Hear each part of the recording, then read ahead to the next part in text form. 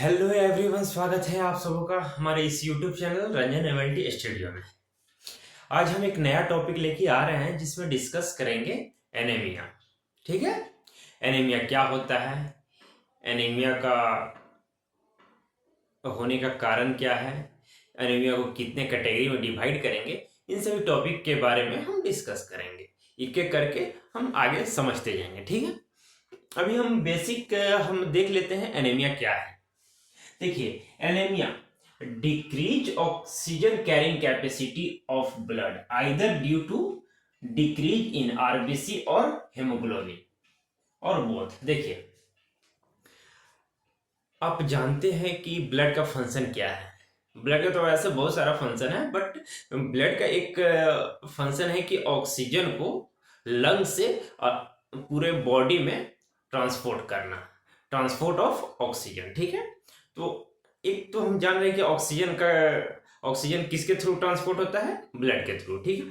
अगर ब्लड का oxygen transport करने का कैपेसिटी किसी भी कारणवश कम हो जाता है, सपोज दैट आरबीसी कम हो गया, इसकी वजह से भी कम हो सकता है, या नहीं तो हेमोग्लोबिन का कंसंट्रेशन कम हो जाता है, इसकी वजह से भी कम होगा, या नहीं तो दोनों एक साथ डिक्रीज कर जाए, इसके वजह से भी ऑक्सीजन कैरिंग कैपेसिटी ब्लड में कम हो जाएगा। ठीक है। किसी भी कारणवश ऑक्सीजन को एक जगह से दूसरी जगह ट्रांसपोर्ट करने में ब्लड सक्षम नहीं होता है, या नहीं तो बहुत कम ऑक्सीजन ट्रांसपोर्ट कर पाता है, तो उस कंडीशन को हम क्या बोलेंगे, एनीमिया। ठीक है। एनीमिया होने के बहुत सारे कारण होते हैं।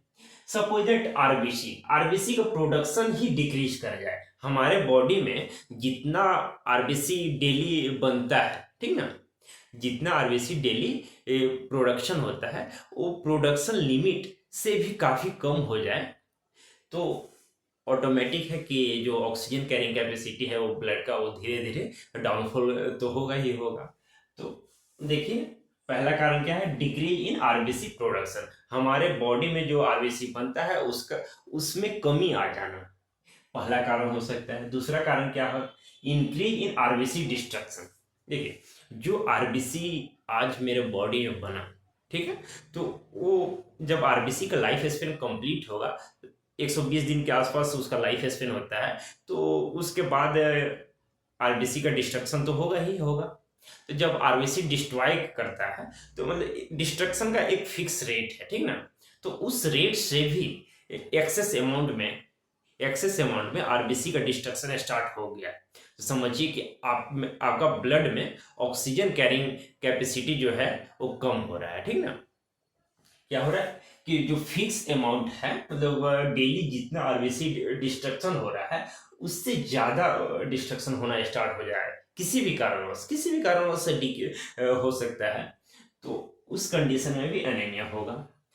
फिर तीसरा कारण क्या है, नोट करते हैं कि जब कोई एक्सीडेंट हो जाए, चाहे किसी भी कारणवश हैवी ब्लड लॉस हो गया, ठीक है, आपके बॉडी से किसी भी कारणवश हैवी ब्लड लॉस हो गया, तो उस कंडीशन में भी देखेंगे कि एनीमिया होने का चांस है। फिर चौथा कारण क्या हो सकता है, हेमोग्लोबिन का कंसेंट्रेशन। हेमोग्लोबिन का कंसेंट्रेशन भी अगर डिक्रीज हो जाता है, तो ऑक्सीजन कैरिंग कैपेसिटी कम हो जाएगा। ठीक है। अब ये तो रहा इसका काउच, एनीमिया होने के क्या कारण है, उस पे हम देख लिए 4 पॉइंट हैं। पहला, आरबीसी का प्रोडक्शन कम हो जाना। दूसरा, आरबीसी का डिस्ट्रक्शन बढ़ जाना। तीसरा क्या है, RBC blood loss heavy amount में हो गया तब। और चौथा क्या है, हेमोग्लोबिन कंसंट्रेशन डिक्रीज हो जाना, मतलब हेमोग्लोबिन कंसंट्रेशन कम हो गया, तो उस कंडीशन में एनीमिया हो सकता है।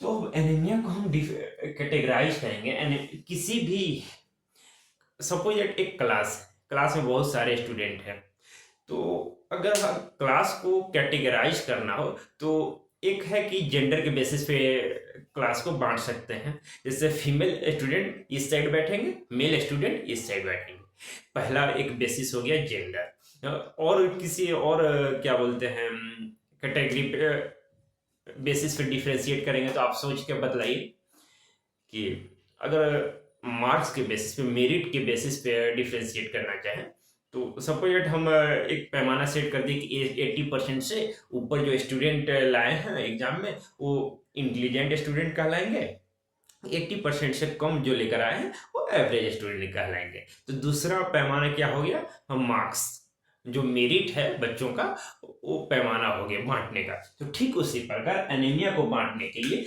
हम हेमोग्लोबिन का कंसंट्रेशन पहला यूज करते हैं। Grading of anaemia depending upon haemoglobin, ठीक है। हेमोग्लोबिन का जो कंसंट्रेशन है उसके बेसिस पे हम एनीमिया को डिवाइड करते हैं। पहला क्या है, माइल्ड एनीमिया। माइल्ड एनीमिया में क्या होगा कि जो हेमोग्लोबिन है वो 8 से 10 ग्राम पर डीएल रहेगा, तो उस कंडीशन को हम माइल्ड एनीमिया कहेंगे। मॉडरेट एनीमिया में क्या होगा कि जो हेमोग्लोबिन का कंसेंट्रेशन है वो 6 to 8 ग्राम पर डीएल रहेगा, ठीक है। और तीसरा जो इंपॉर्टेंट होता है, काफी सीवियर केस बोला जाता है कि पेशेंट बहुत ही सीवियर कंडीशन में है, अगर सपोज दैट हेमोग्लोबिन का कंसेंट्रेशन 6 ग्राम पर डीएल से भी कम हो जाए तो उसे हम किस कैटेगरी में रखेंगे, सीवियर एनीमिया।